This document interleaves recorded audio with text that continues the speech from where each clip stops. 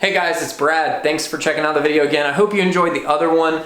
I wanted to break these up into multiple videos because they can get a little daunting. I don't want you to spend all time, plus uploading them to YouTube takes a long time. So this one is called Investor Tactics. Okay, I've been an investor. I've been buying houses for many years now, and I've learned quite a few tactics that other investors do in the industry, and some of them I don't personally agree with. The biggest one is, I call it the bait and switch. The bait and switch. So what is the bait and switch? Hope you can see that. Let's see here. We'll adjust the camera up a little bit. Boop. All right, the bait and switch. So what the bait and switch is it is where an investor is going to say, you're going to throw out a price.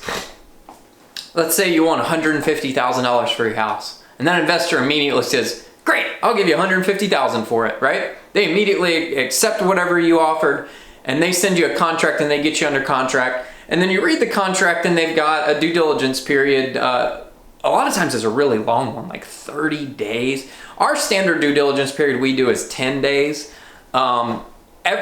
There should always be a due diligence period in any contract, whether we're buying or you're buying a house from someone else. You need a little bit of time to make sure there's nothing severely wrong. All that our due diligence period is in our contract is to make sure that there's nothing ridiculously crazy. When we come out and make you the offer, we've already walked the house. In some circumstances, we will make an offer over the phone and we will contract with you over the phone, but we let you know, maybe you're out of town and you really need to get this behind you, and you can't meet us at the house or whatever. We might go ahead and send you a contract, but that contract is typically us running our worst case scenario numbers, and if it makes sense in our head on a worst case scenario basis, we'll go ahead and do that. So let's get back to the bait and switch here. I'm going to change the color because I don't think you can see that very well. So the bait and switch. So they're gonna throw out an offer, immediate offer. Sorry if you can't read my handwriting. I'm sorry. I'm bad at that, but I hope it makes sense. So they're gonna throw you out an immediate offer, right? And you're gonna accept it, and then they're gonna have a long due diligence period. Okay. So what's gonna happen next?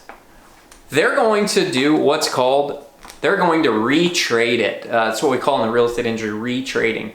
So they're going to lock it up at this price. We actually had this happen to us last week on a house that I am selling for a friend of mine that had been a rental property in their family for many, many years. And they just wanted to sell it. They didn't really want to fix anything. They just wanted to sell it for a discounted price and just put it out on the market.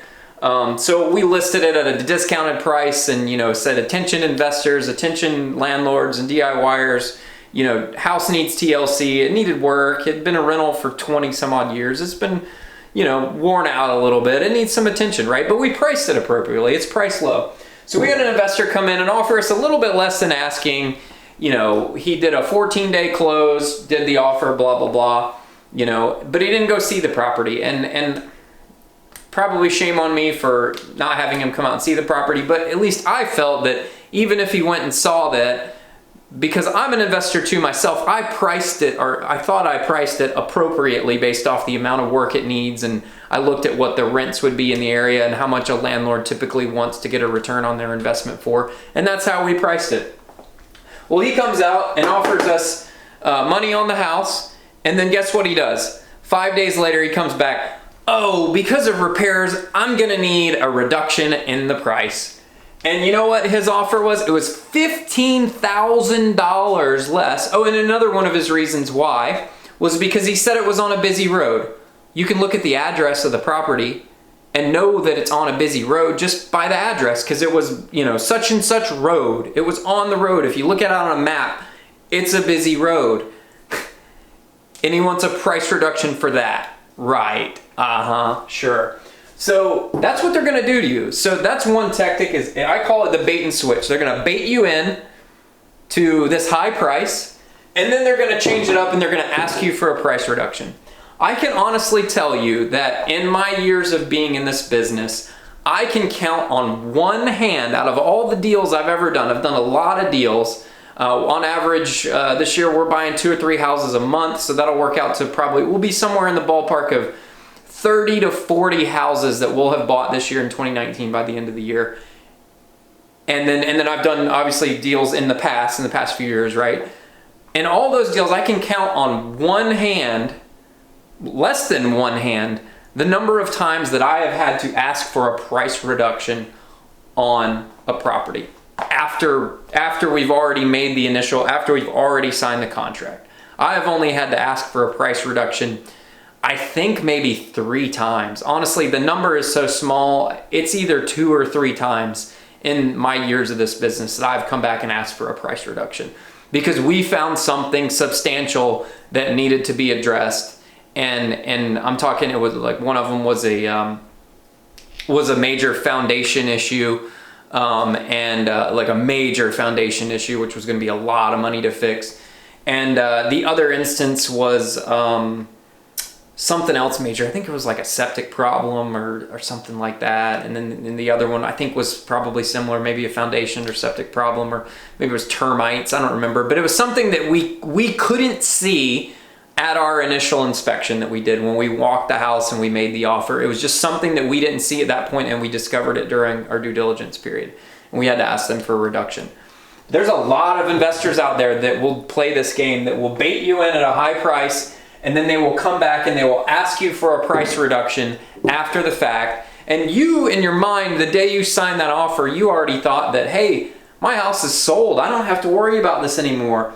How does that make you feel when you've already thought that your house was sold and you've probably already been counting those dollars in your head at 150 grand, and that investor comes back and says, oh, sorry, the most I can pay is 120K.